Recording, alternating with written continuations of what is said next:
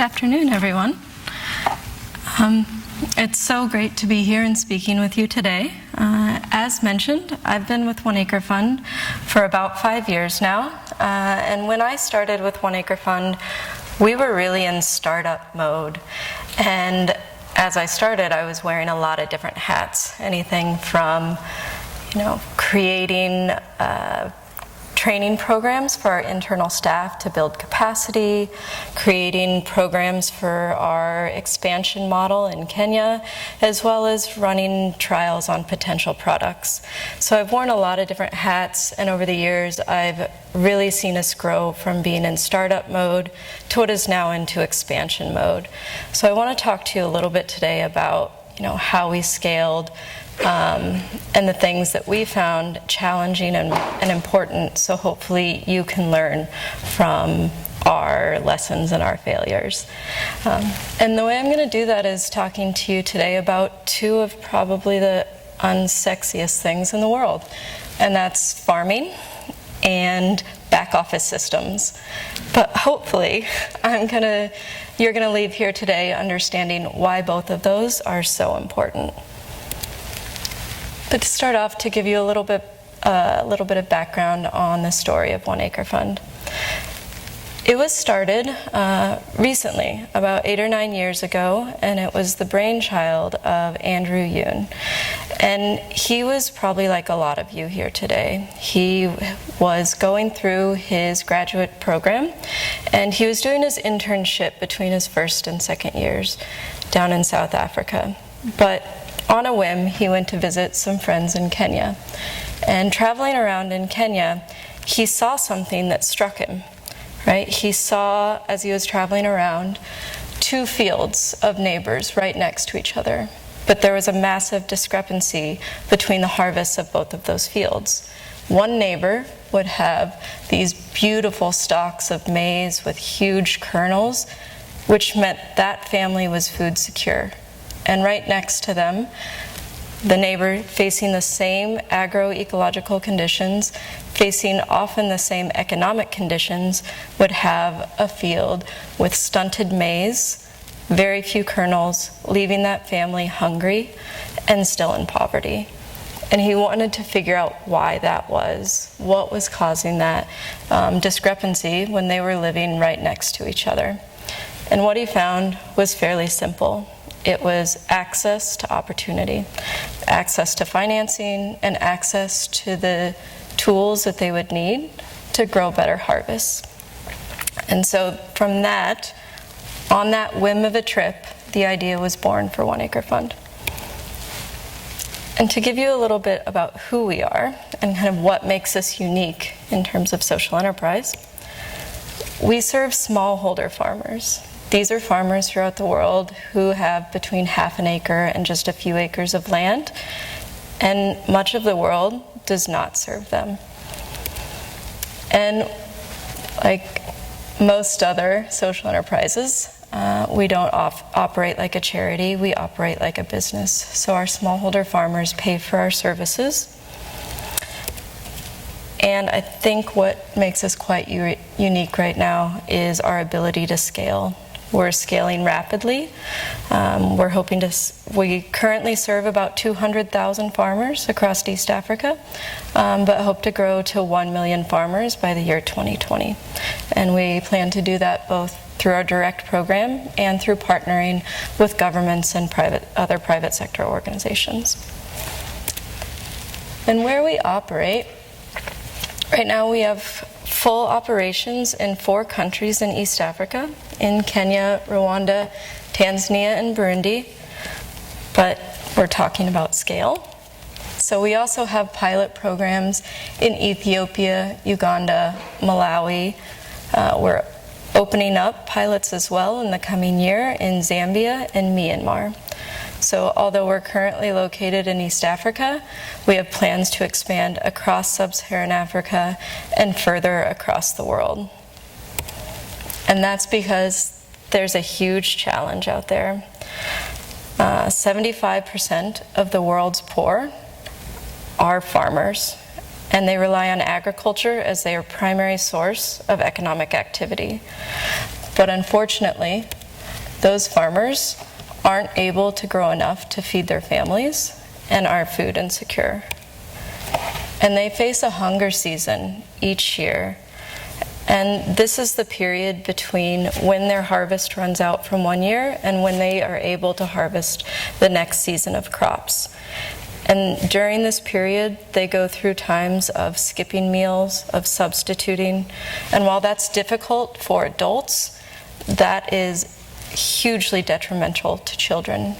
It stunts not only their growth, but when you're young, those nutritional deficiencies lead to limited growth in terms of mental health and capacity, and severely limit people's economic opportunity later in life. And so what we want to do is we want to work with these farmers to help them grow themselves out of poverty. And I think that there is a silver lining to this incredibly massive problem, and that's that the majority of the world's poor and hungry do share this single profession. And this uniformity presents an incredible opportunity, because if we can make smallholder farming more productive, we can help lift those millions of farmers out of poverty. And I want to tell you a little bit more about our client. So our typical client is a female head of house, usually of a family on average of 6 people. She lives in remote and rural areas, often isolated from services and trainings, and with no means of transportation in those rural areas. She works off that land to feed her entire family for an entire year, which means we have to work to make that piece of land for her as productive as possible. And the way we do it is with a 4-part model. For each farmer that enrolls in our program, we offer them financing in terms of farm inputs. So we offer them asset-based financing for improved seed and fertilizer. We distribute it to within a kilometer of where they are living. We provide training to maximize the output of those improved inputs. And then we provide market facilitation, because on average, our farmers have a 50 to 100% increase of profit on their farm. So with these increased harvests, we need to train them on proper storage techniques and the best time to go to market with their improved product. And this core bundle, there's a reason it's linked together. It's a chain, and without any one of these pieces, we find that it significantly reduces impact. Because without financing, the seeds and fertilizer are unaffordable. And without training and market facilitation, the farmers don't maximize the yields or the farm profits that they have. And then without delivery, often in the areas that we operate, these services might as well be on the moon. And the results that we're seeing with it, we find that we will nearly triple our size in the next 3 years in scale, improve our impact, and do it sustainably. We measure everything we do in terms of these 3 core metrics. We want to serve a lot of people. We want to have a real and measurable and financial impact for our farmers, and we want to do it as financially sustainable as possible, so we can come off of donor funding and make these programs sustainable in the long run. And with that background, I want to go into some of our key scaling strategies at 1 Acre Fund, and really what scale means to us. You can see we have pretty ambitious targets for scale. When we began, we were only serving 38 farmers in Western Kenya in about 2007. And since that time, we've grown to 200,000 farmers across our core countries of operation. But we don't plan on stopping. We have very ambitious but very realistic goals to reach 1 million farmers by 2020. But that is just not enough. And the reason scale is important to us is because this problem is enormous. there are over 50 million farm families that are currently living in poverty. So if we don't find a way to tackle the problem at scale, then we're not actually changing the world for the better with our program. And by serving 1 million farmers, that means we're actually reaching 4.5 million children during that time. And if you add on top of that, working with governments and programs there, we plan to serve an additional 2 million farmers by 2020. And the way we do that is with a simple and replicable model. So we have one field officer that isn't just a field officer. You can consider them an extension agent, a trainer, a credit loan officer, all rolled in one, because they offer that entire bundled service package to 200 smallholder farmers, which then reaches a total of 1,000 people.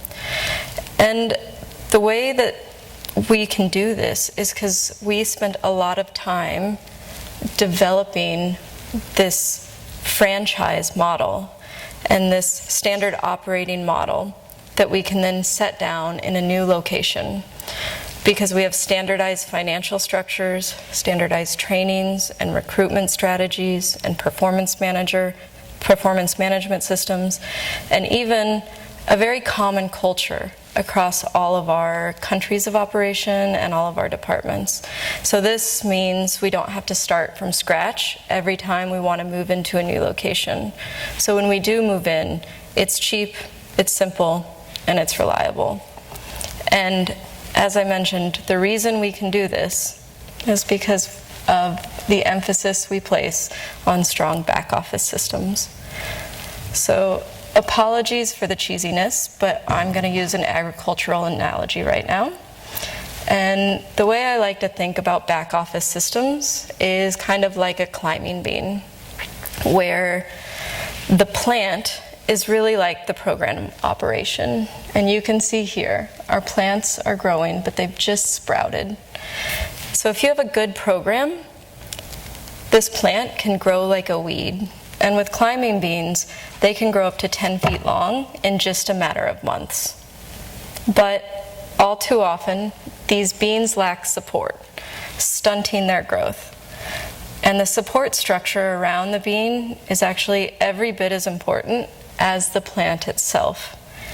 And ideally, those support structures should be there before the plant ever reaches it. And NGOs and social enterprises, you can understand, they're all about the core program, and they focus on the core program.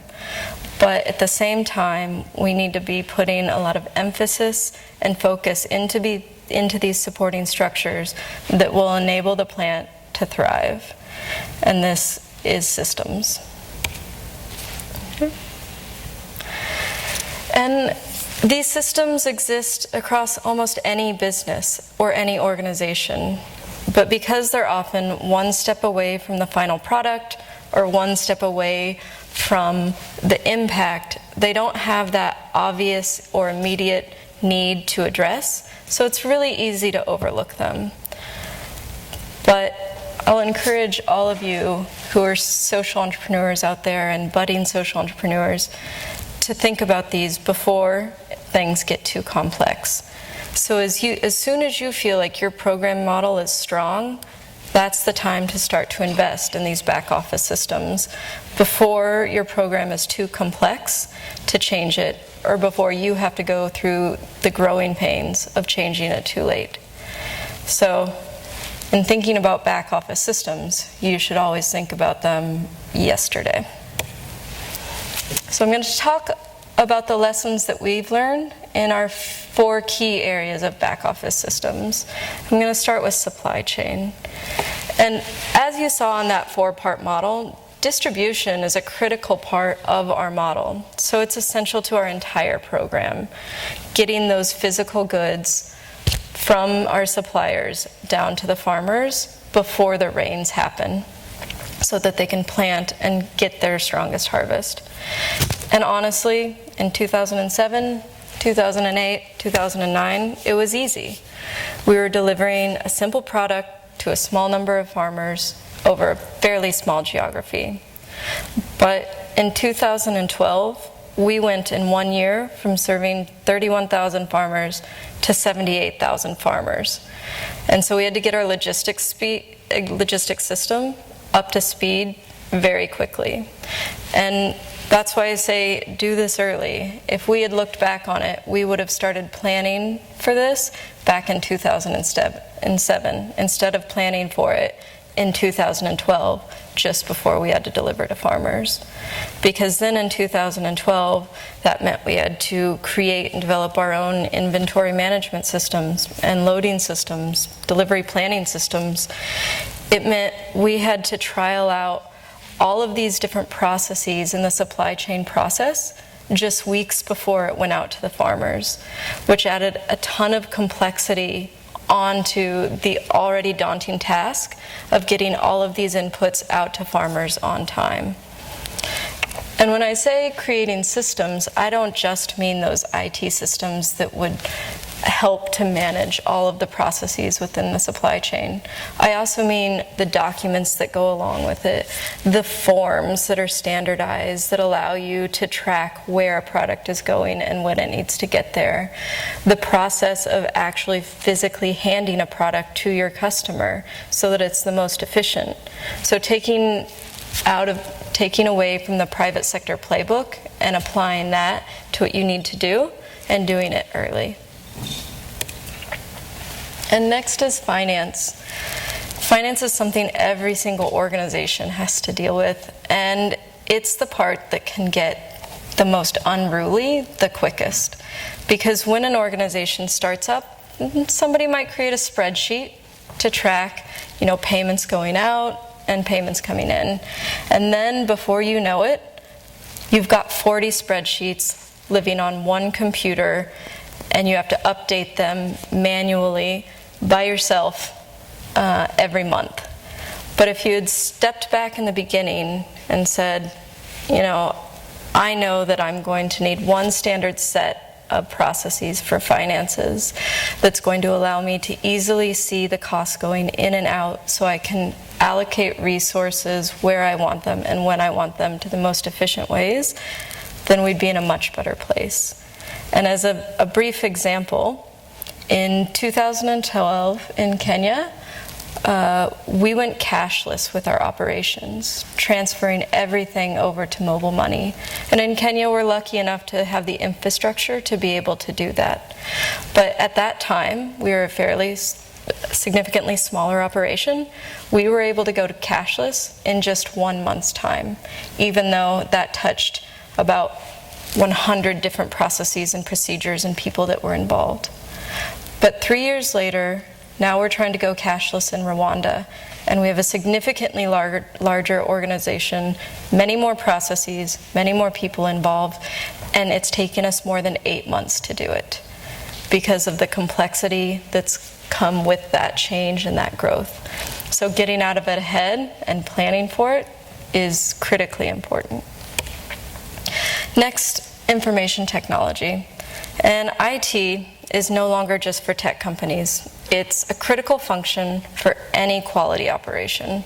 And take it from an organization that works in remote rural areas with little infrastructure and a largely illiterate client base, it is still the base for all of our operations. And so not letting yourself get too far in technical debt, meaning you've created all of these shadow systems, not invested in the actual technology you need to run your business, and then you end up having to change everything when it's too late, and you're not only paying off the debt, but also the interest that comes with that, and fixing all the complexities that come with trying to integrate too many disparate systems. And finally, coming back to our climbing bean model, I'm going to talk about people. People are the sun, the earth, the rainfall, the nutrients, basically everything that you need for your program to grow. People are the main asset of any program. And having strong and independent and passionate people working in your program is going to be the key to success of any program that goes out. And so the few things that we've learned and the lessons I'd like to pass on are really defining your values early, creating a positive and inspiring organizational culture, getting those people functions and systems in place to keep employees happy, having career paths that are defined, having training systems that are in place, and mentorship programs either inside your organization or using your network of people to create those programs. Because the number one reason people leave an organization, even if they believe in the mission, is because they don't have career growth. And most importantly, having a functioning payroll system, because people will leave if they don't get paid. And planning ahead, so thinking not just of who you need to hire now, but who you need to hire a year from now. At One Acre Fund, 40% of our hires come from referrals. So using those networks, planning on who you want to court, and doing it early. And so some lessons that we've learned in terms of our back office systems is spending the time to get your model right before you scale. So although we've scaled rapidly, we started in Kenya and Rwanda in 2006 and 2007. We did not move in to our countries in Tanzania or Burundi until 2011, because we were using that time to craft and refine the model, make sure we had all of the systems in place so that we could easily lay it down in new countries. Be willing to put the brakes on growth if your systems can't support it. In Kenya last year, we decided to not grow outwardly at all. We put all of the brakes on growth so we could put efforts into our systems. And now this year, we just finished enrollment, and we're going to enroll 282,000 farmers in Kenya alone. So that's more than we served in all of our countries combined, and more last year, because we had to stop and invest in that. And then using each area of growth as an opportunity to learn. So learn in the areas that you failed, learn in the areas that you've succeeded, and don't just learn from the program and the impact you're having, but learn from what you're doing with your systems as well, so that you can modify and tweak and improve and standardize. And finally, go after funding wisely, because a lot of funders and donors want to support programs. But if you diversify your funding stream so that you can use some funding flexibly for spending on systems investments, then you're not going to have to wait until you get that next dollar to put in your better IT system or to improve your logistics processes. So with that, I appreciate the time. I hope you've learned learned from it, and can incorporate that into your budding social enterprises. Thanks.